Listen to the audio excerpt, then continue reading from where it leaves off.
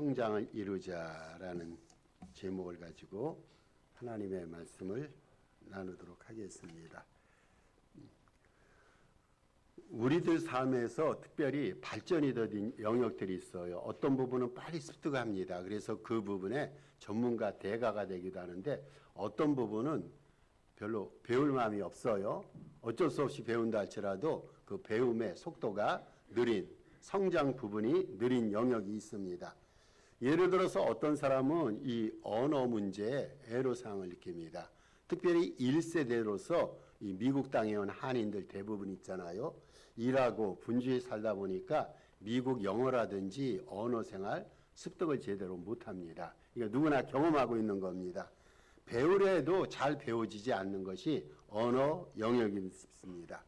여러분 그것뿐입니까? 젊은이들이야 요즘에 빨리 습득합니다마는 역시 나이가 들어가신 분들은 스마트폰이라든지 컴퓨터, 전자매체 그리고 그 전자매체 속에 담겨있는 내용들이 얼마나 무궁무진합니까? 그것들을 전부 습득하는데 애로사항을 느낍니다. 어떤 사람은 대인관계에 있어서 심각하게 문제가 있는 사람이 있어요.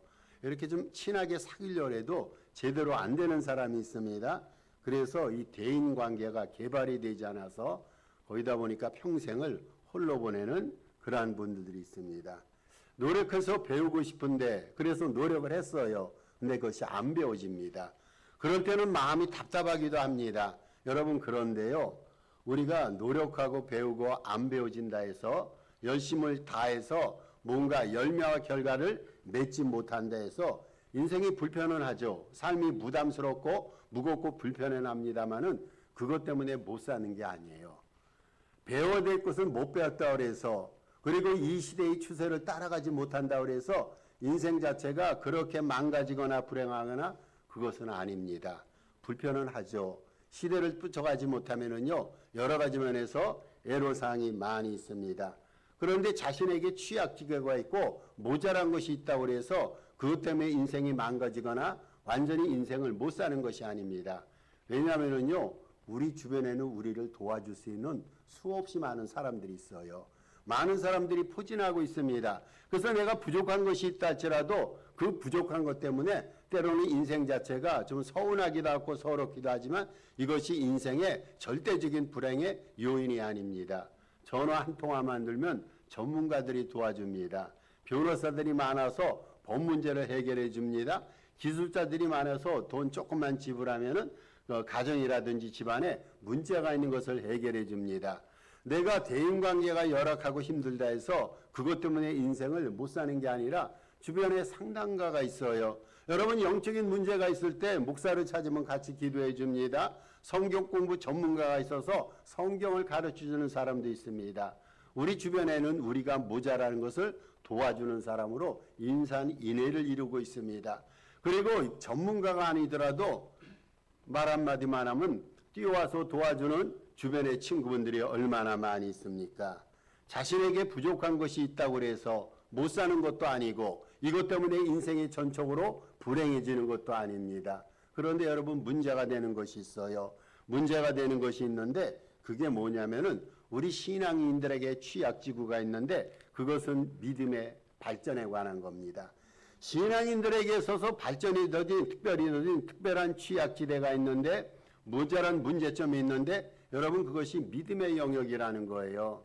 많은 신앙인들이 예수를 어느 시점에 섬겼어요. 그래서 믿음을 이 안에 담고 살아갑니다. 그런데 문제가 되는 것은 믿음의 성장과 발전을 크게 이뤄내지 못한다는 거예요. 우리도 이렇게 생각합니다.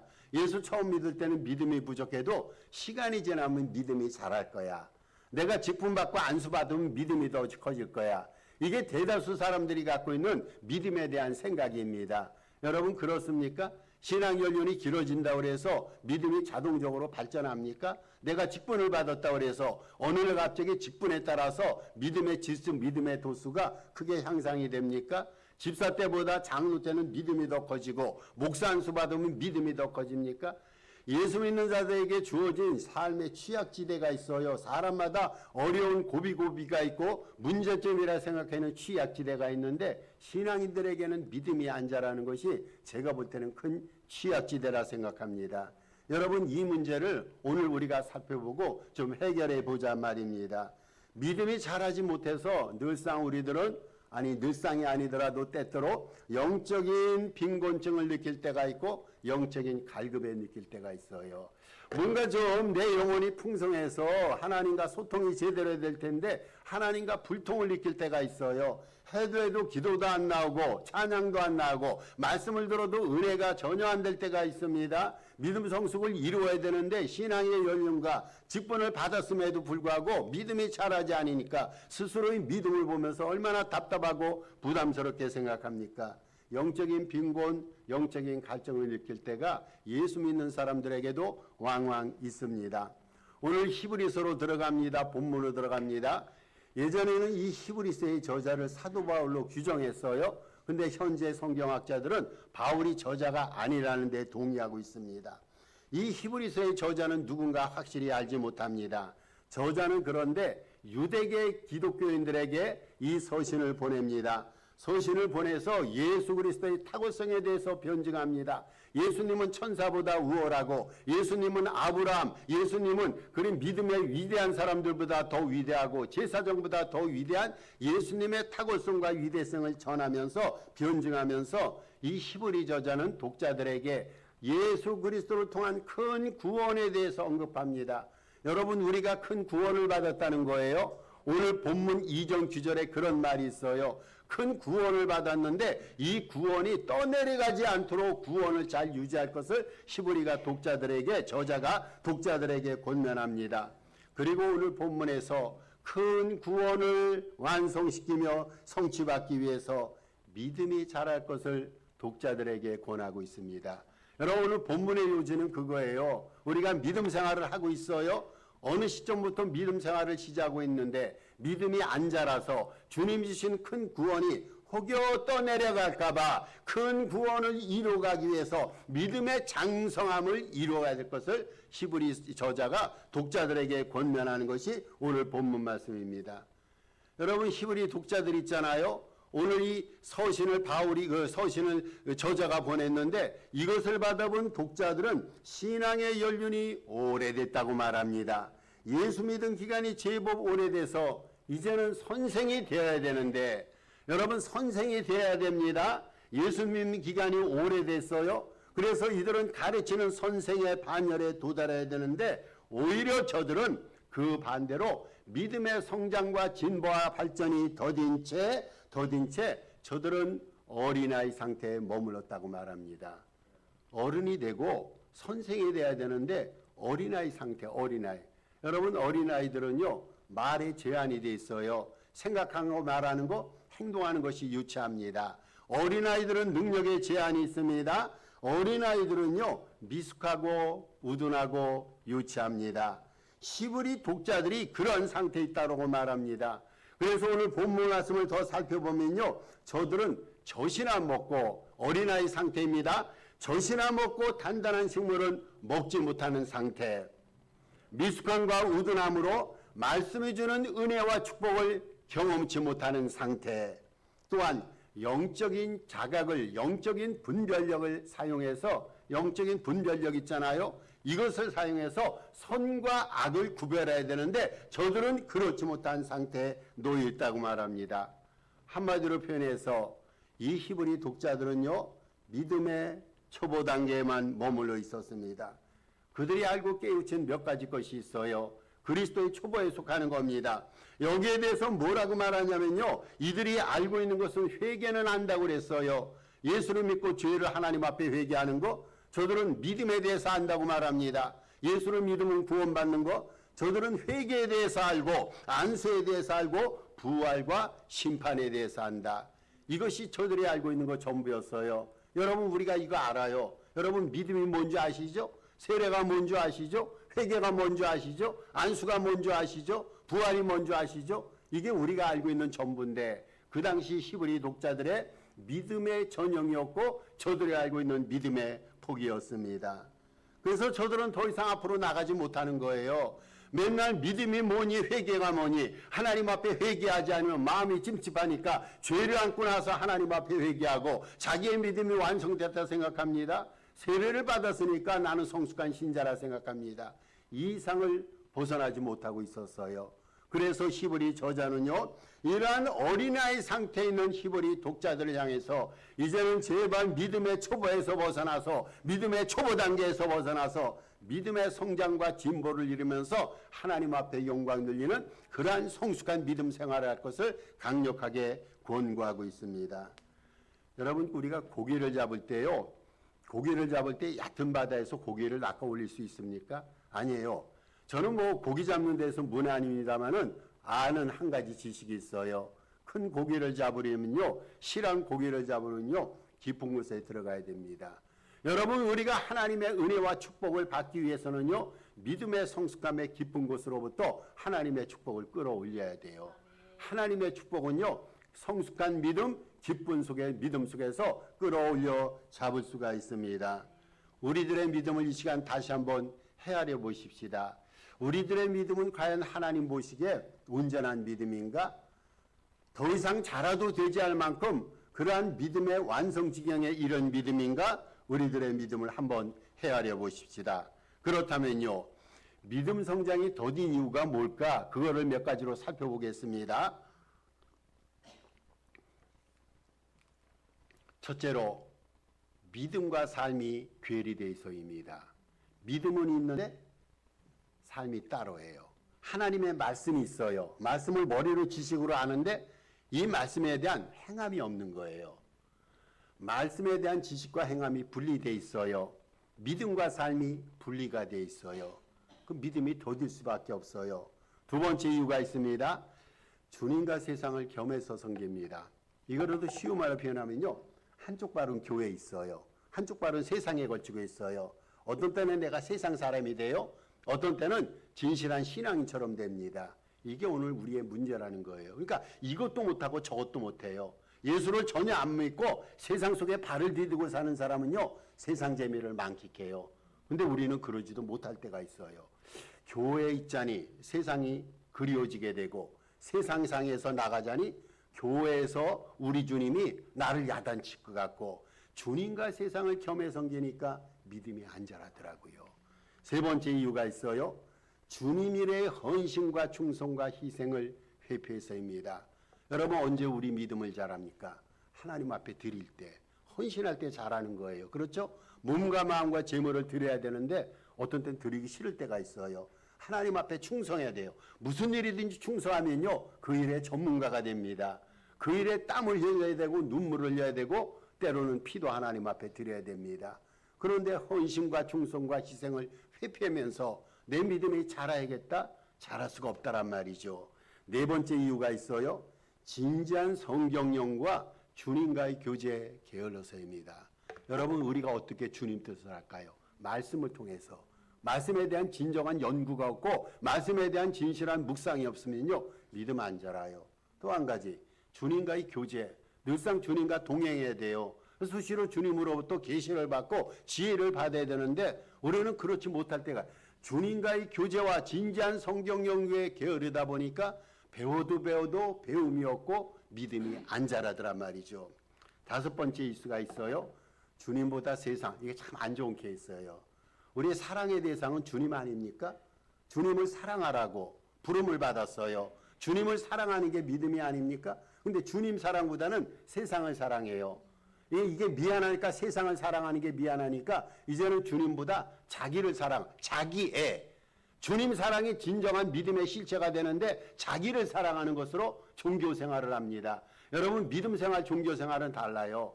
믿음 생활은요, 하나님 앞에 내 모든 것을 드리는 거예요. 종교 생활이라는 것은요, 하나님을 이용해서, 신을 이용해서 나의 필요한 것을 공급받는 것이 종교 생활이에요. 우리 종교 생활하는 게 아니라 믿음 생활하는 거예요. 믿음 생활하기 위해서는요, 무엇보다도 주님을 사랑해야 됩니다. 또 주님의 뜻보다는 인간 생각을 앞세워서, 우리 똑똑해요. 지혜가 있어요. 그렇다고 내 지혜가 하나님 그 뜻과 일맥상통하는 게 아니에요. 늘 우리는 먼저 하나님 앞에 기도해야 돼요. 하나님, 내가 이 사람을 만나기를 원하는데 주님의 뜻입니까? 주님, 내가 이 일을 하기를 원하는데 주님의 뜻을 알려주세요. 매사에 주님의 뜻을 앞세우고 매사에 주님의 뜻을 수긍하며 주님의 뜻을 따라 나가면 그 일에는 시행착오가 없어요. 실패가 없습니다. 믿음 성장이 더딘 6가지 이유를 말씀을 드렸습니다. 제가 지금은 이제 그렇게 못해요. 한동안은 열심히 제가 걸었잖아요. 우리 동네에서 차로 한 10분 가면 야산이 있어요. 야산. 저는 그 산을 참 좋아합니다. 근데 그 입구에 들어가면요, 고목이 있어요. 고목이. 굉장히 큰 고목이 있는데 겨울철이 되면 잎사귀들이 다 떨어지고 앙상한 가지만 남잖아요. 그래서 겨울철에 그 고목을 보면요, 이 나무가 죽은 것 같아요. 아무것도 없어요. 물기도 없는 같이 보이고 분명히 나이는 들어서 나무의 덩치는 큰데 생명력이 없는 같이 보여집니다. 근데 봄철이 되니까요, 그 앙상한 가지에서 잎사귀가 나더라고요. 여름철이 되니까요, 꽃이 피더라고요. 저는 그래서 거기서 뭐를 느꼈냐면요, 우리의 믿음 생활이 이 고목과 같은 것이구나. 여러분, 고목은요, 자라지 않는 것 같지만 눈에 보이게 하루에 하루만큼 자라가게 됩니다. 우리의 믿음도 고목나무처럼 자라가는 거예요. 여러분, 초기에 우리의 믿음이 어린아이 단계 아닙니까? 그러면서 점차적으로 자라가고 어른스러운 상태로 자라갑니다. 여러분, 우리의 믿음이 어느 일정 기간 동안 자라고 멈춥니까? 아니죠. 믿음의 성장은요, 평생 과정이에요. 생애 동안 믿음이 자라갑니다. 언제까지 믿음이 자라갑니까? 여러분, 죽을 때까지 믿음이 자라가는 거예요. 우리의 생명연을 하나님께서 존속시키는 그날, 하나님이 구르시는 그날까지요, 우리의 육체는 스탑할 수가 있어요. 우리의 정신 상태도 스탑할 수가 있어요. 그러나 우리의 믿음은 계속 성장해 나갑니다. 여러분, 생애 동안 자라가는 것이 믿음 여정이에요. 믿음 생활에는요, 졸업이 없어요. 이 세상의 학문 과정에는요, 소정의 기간이 있어요. 국민학교 과정이 있고, 요즘은 초등학교라고 그러죠. 국민학교 과정, 중고등학교 과정이 있고, 대학원 과정이 있어요. 소정의 과정이 있어요. 어떠한 학문을 수료한다 할지라도 소정의 과정을 수료해야 됩니다. 그런데 믿음 생활에는요, 졸업이 없어요. 여러분, 믿음 생활에는요, 다 이뤘다고 완성되는 때도 없습니다. 누구도 살아있는 동안 신앙 성장이 다 끝난 사람은 아무도 없습니다. 여러분, 교회 오래 다녔다고 그 사람의 믿음이 그 자체로 완성이 됩니까? 직분 받았다고 그 사람의 믿음이 온전해집니까? 여러분, 성장이 마무리되는 때는요, 한순간도 없단 말이죠. 우리 모두는요, 따라서 자신의 믿음이 좋다라고 자부하기보다는 자신의 믿음이 좋다라고 교만해하기보다는요, 믿음의 성장, 믿음을 성장을 끝까지 유지하고 믿음이 성장하는 일에 겸손히 주님을 섬겨야 됩니다.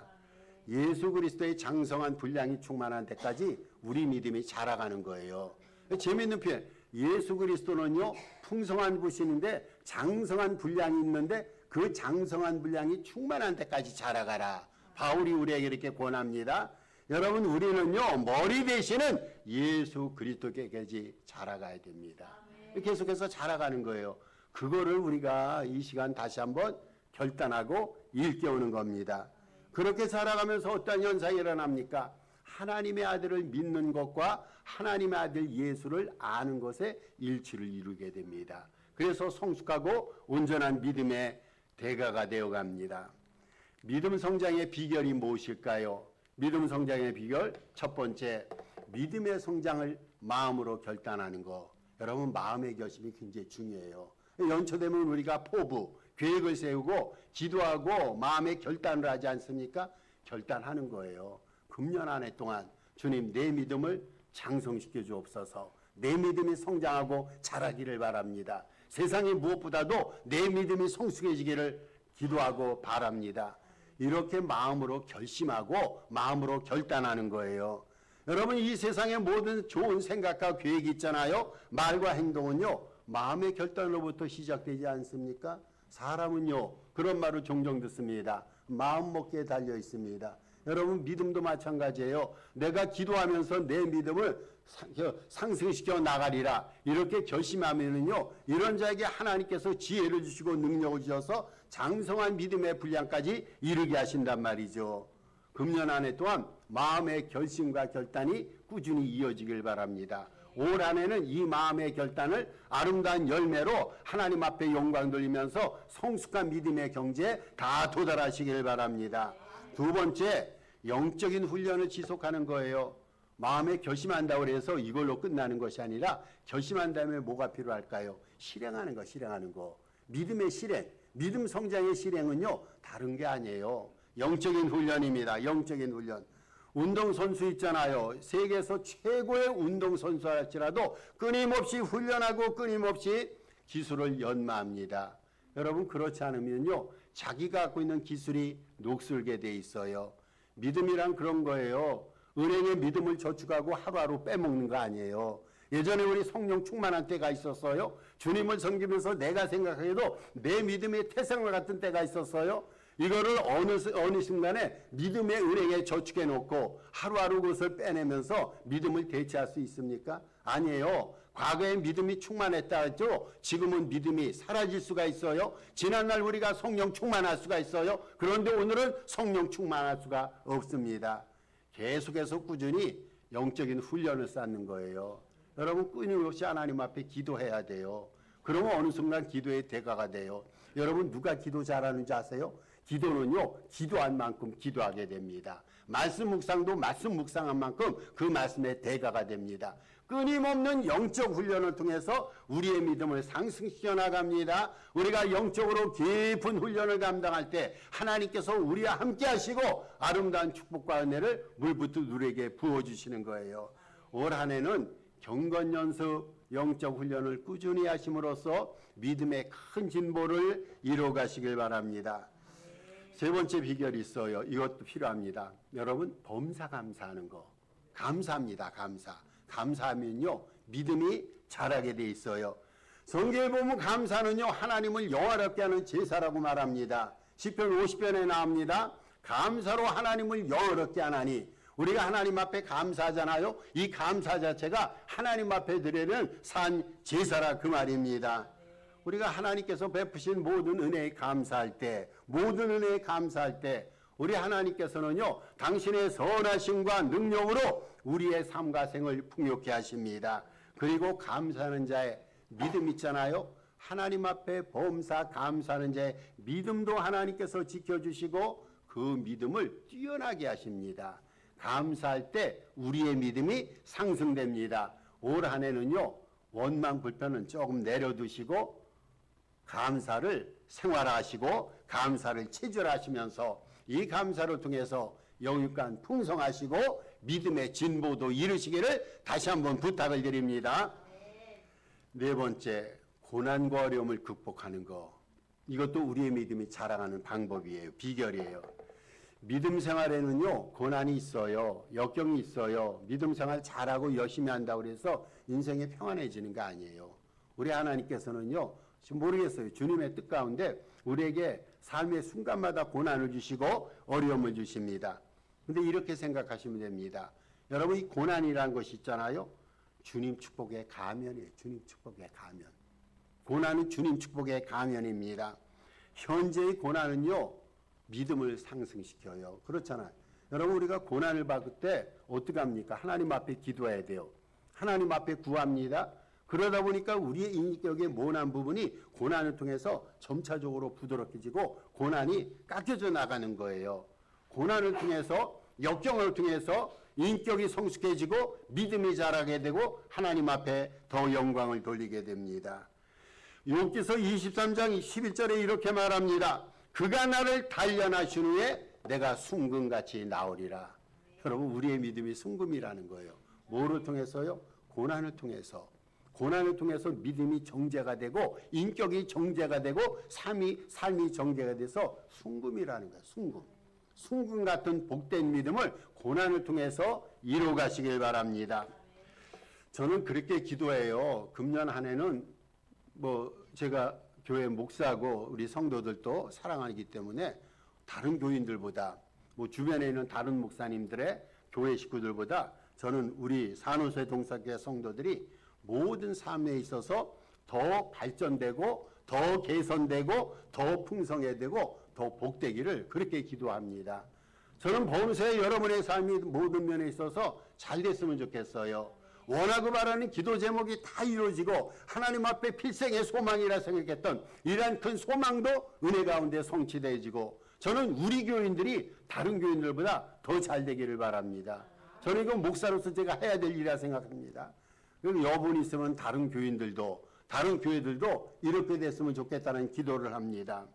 금년 안에는 모든 일이 잘 되되 무엇보다도 저와 여러분의 믿음에 성장이 일어나고 진보가 일어나서 우리 믿음을 통해서 하나님 앞에 영광 돌리고 우리 하나님 앞에 기쁨을 드리는 이러한 위대한 역사가 있기를 바랍니다.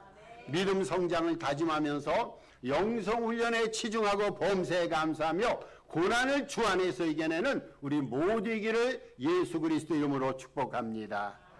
우리 주신 말씀 생각하시고 또 1월 중에 기도의 제목이 있습니다. 합심해서 한 3분 정도 기도하겠습니다. 아버지 하나님, 하나님의 사랑과